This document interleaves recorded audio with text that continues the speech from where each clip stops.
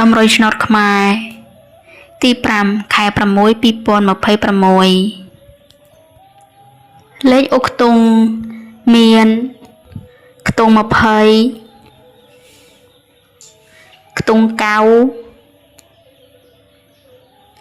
និងខ្ទង់50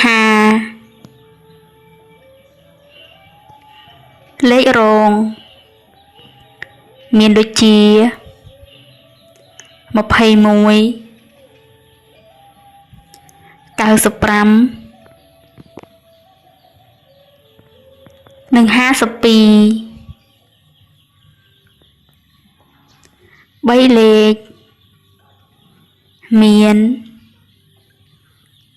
462និង007